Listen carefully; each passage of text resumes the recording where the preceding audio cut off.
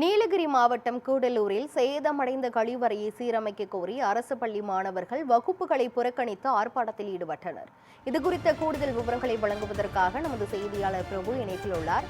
பிரபு, சேதமடைந்த கழிவறையை சீரமைக்க கோரி அரசு பள்ளி மாணவர்கள் வகுப்புகளை புறக்கணித்து இன்று ஆர்ப்பாட்டத்தில் ஈடுபட்டிருக்கிறார்கள்.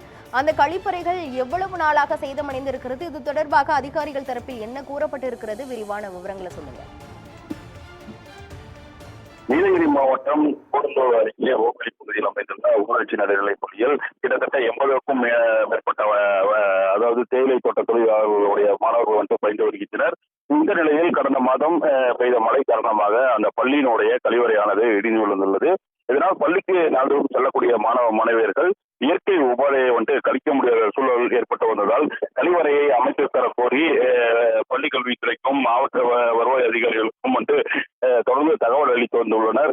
மேலும் பள்ளி வளாகத்தை சுற்றிலும் வனவிலங்குகளின் நடமாட்டம் நிறைந்த ஒரு பகுதியாகவும் அதன் அச்சுறுத்தல் காணப்படக்கூடிய ஒரு பகுதியாகவும் இருப்பதால் வெளியிடங்களுக்கு செல்லக்கூடிய ஒரு சூழல் இருந்து வரக்கூடிய நிலையில் கடந்த 20 நாட்களுக்கும் மேலாக பள்ளியோட கழிவறை கட்டிடம் அமைத்து தராததால் இதனால் கடும் அதிர்ச்சி அடைந்த மாணவர்கள் இன்று வகுப்பறைகளை புறக்கணித்து தங்களது பெற்றோர்களுடன் பள்ளி வளாகத்திலேயே ஆர்ப்பாட்டத்தில் ஈடுபட்டனர்.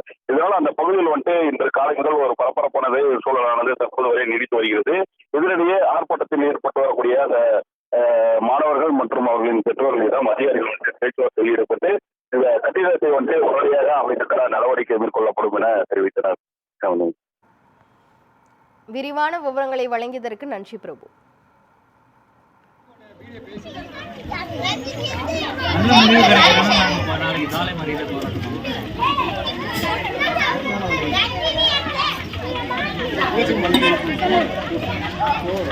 வீடியோ